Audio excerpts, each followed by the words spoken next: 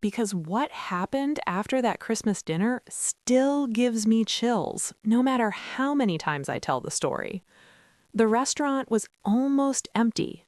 Christmas lights flickered softly on the walls, half of them already turned off. The smell of roasted turkey, cinnamon, and burned candles floated in the air like a memory that refused to leave. It was supposed to be a perfect ending to a perfect evening. My name is Ethan Miller, and that night I was celebrating Christmas dinner alone. Not because I had no family, but because sometimes the loneliest people are the ones who used to have everything. I had just paid the bill when the waitress suddenly reached the front door and locked it. Click. The sound echoed through the empty restaurant like a gunshot. I froze. She turned slowly, her hand still on the lock, her face pale, eyes wide, lips trembling. And then she said the strangest words I had ever heard from a stranger. "Promise me you won't pass out." My heart slammed against my chest. "What?" I asked, forcing a nervous laugh. "Is this some kind of joke?" She shook her head. "No, I'm serious. Please, just promise." Something in her voice told me this wasn't a prank. The waitress, her name tag read Lily, looked barely 25. Her uniform was wrinkled, her hair messy, like she had been running all night. "Why did you lock the door?" I asked, my voice suddenly dry. She swallowed hard. "Because once I tell you the truth, you might try to leave." That's when my stomach dropped, because no normal truth requires locking someone inside. She took a shaky breath. "You were sitting at table 7, she said. "Yes," I replied. "You ordered the Christmas special?" "Yes." Her eyes filled with tears.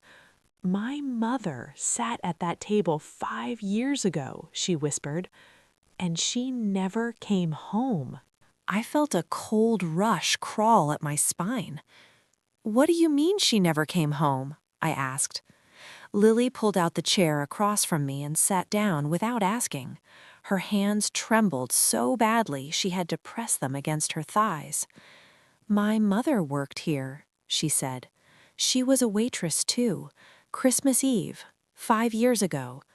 I said nothing. "She called me that night," Lily continued. "She said she had a strange feeling, said a man was asking too many questions." I frowned. "What kind of questions?" Lily looked straight into my eyes. "Questions about you." My breath caught. "I've never been here before," I said quickly. She nodded. "That's what I thought too, until I saw your face." She reached into her apron pocket and pulled out an old photograph, worn and folded. My heart nearly stopped. It was me, younger but unmistakably me, standing inside this very restaurant, with a woman beside me. "Who is she?" I whispered. "My mother." The room felt like it was tilting. "I don't remember this," I said. "I swear I would remember something like this." Lily's voice cracked.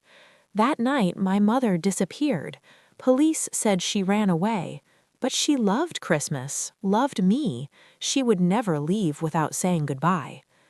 I stared at the photo again. The date on the back read, December 24, 5 years ago. That was impossible, because 5 years ago I had been in a hospital bed, recovering from a severe car accident.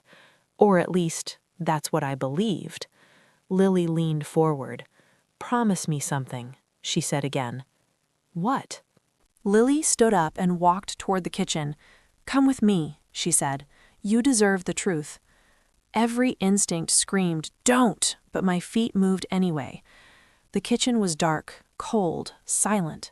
She stopped in front of a small door near the freezer.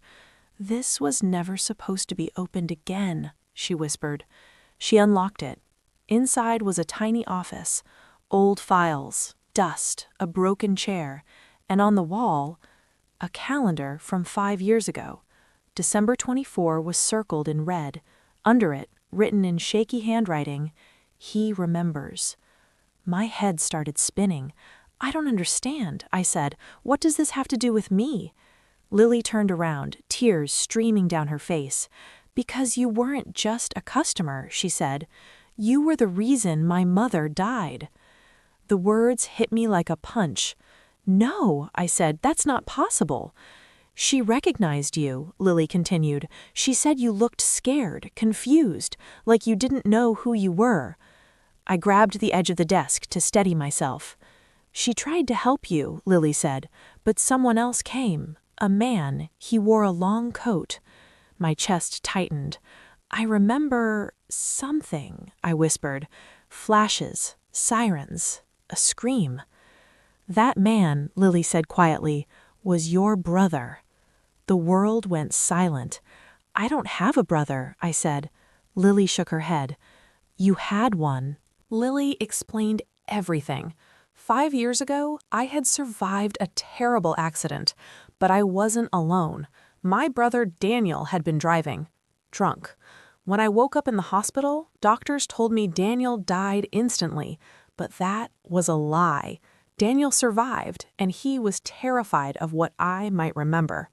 That night, Christmas Eve, I wandered into this restaurant, confused, memory broken, asking questions. Lily's mother recognized my name. She knew Daniel. Daniel followed me. When Lily's mother threatened to call the police, Daniel panicked. He pushed her. She hit her head. She never woke up. Daniel covered it up, paid people off, and erased my memory with help from a corrupt doctor. Lily's voice trembled. "He thought if you remembered, everything would fall apart." My legs gave out. I sank into the chair. "I didn't know," I whispered. "I swear I didn't know." Lily wiped her tears. "I know," she said. "That's why I waited." "Waited for what?" "For you to come back." She pulled out her phone. "I already called the police," she said softly. "They're on their way." The door rattled. Red and blue lights flashed through the windows, and for the first time in 5 years, Daniel was arrested that night. The truth came out. Lily's mother finally received justice. As for me, I testified. I apologized. I stayed. Every Christmas now, I return to that restaurant, not as a customer, but as family. Lily and I rebuilt what was broken. Pain didn't disappear, but it found meaning. And every year, before locking up for the night, Lily looks at me and smiles. "Promise you won't pass out," she jokes.